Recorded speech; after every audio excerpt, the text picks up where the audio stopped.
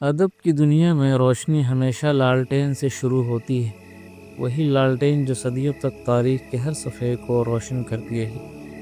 آئیے آج اسی روشنی میں دنیا کی تاریخ کا ایک اور ورق پلٹتے ہیں۔ جب رات گہری ہوتی ہے، خاموشی پھیلتی ہے، تو ایک لالٹین کی لو دل کی طرح دھڑکنے لگتی ہے۔ یہ روشنی لفظوں کو زندہ کرتی ہے اور کہانیوں کو پھر سے سانس دیتی ہے۔ آئیے اسی روشنی کا سفر شروع کریں۔ لالٹین محض ایک روشنی کا ذریعہ نہیں، بلکہ صدیوں پر محیط انسانی تہذیب کا لازمی حصہ رہی ہے۔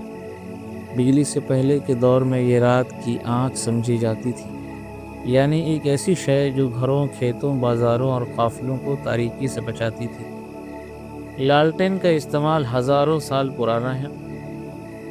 ابتدا میں لوگ مٹی کے برتنوں یا دھات کے چھوٹے ڈبوں میں تیل بھر کر بتی جلاتے تھے۔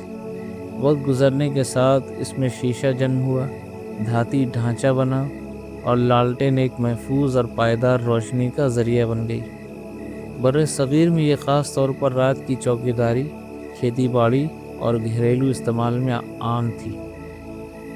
بجلی آنے کے بعد بھی یہ دیہات، پہاڑی علاقوں، تہواروں اور سفر میں اپنی اہمیت برقرار رکھے ہوئے ہیں۔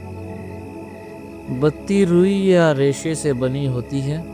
اس کا کام تیل کو شعاعی عمل یعنی کیپلری ایکشن کے ذریعے اوپر لے جانا ہے۔ جو ہی بتی کا اوپری حصہ جلتا ہے، نیچے سے نیا تیل اوپر آ جاتا ہے۔ لالٹین کا شیشہ صرف شعلے کو بچانے کے لیے نہیں ہوتا، بلکہ اندر گرم ہوا اوپر اٹھتی ہے، نیچے سے تازہ ہوا داخل ہوتی ہے۔ یہ مستقل ہوا کا دائرہ، ایئر سرکولیشن، شعلے کو روشن رکھتا ہے۔ دھواں کم ہوتا ہے اور روشنی بڑھ جاتی ہے۔ یہی وجہ ہے کہ شیشہ ٹوٹ جائے تو لالٹین صحیح روشنی نہیں دیتی۔ زیادہ تر لالٹین میں مٹی کے تیل کا استعمال ہوتا تھا۔ اس کی بو تیز ہوتی ہے مگر شعلہ مضبوط دیتا ہے۔ بعض علاقوں میں سرسوں، ناریل یا چراغی تیل بھی استعمال ہوتا تھا۔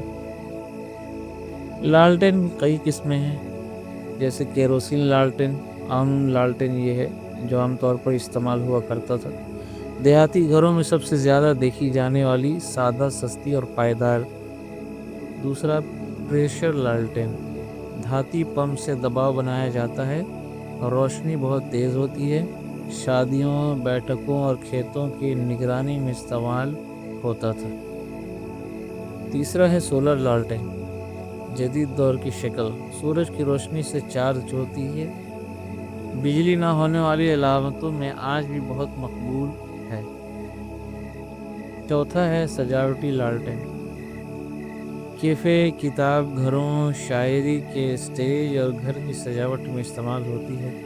اکثر پیلے بلب کے ساتھ ونٹیج ماحول دیتی ہے۔ لالٹین کا ذکر ادب، شاعری، فلسفہ اور مذہبی روایات میں بار بار ملتا ہے۔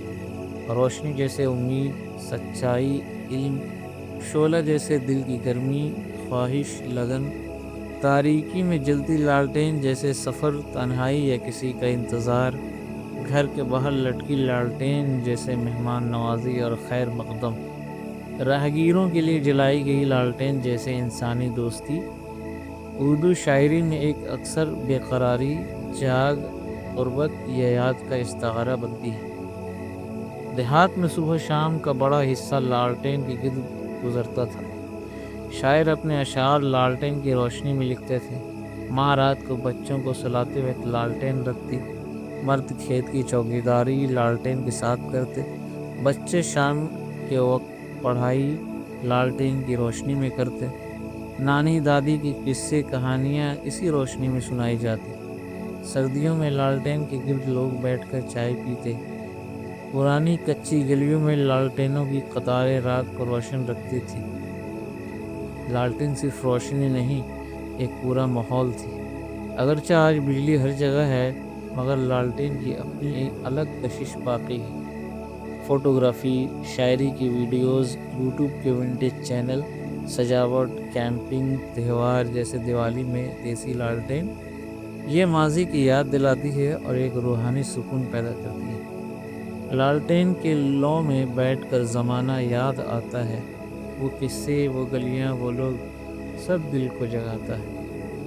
اندھیری رات میں ایک لالٹین جلائے بیٹھا ہوں، کہیں تو لوٹ کے آئے گا وہ گمشدہ سفر میرا۔ لالٹین ایک بجھتی روشنی، ایک یادوں بھری کہانی۔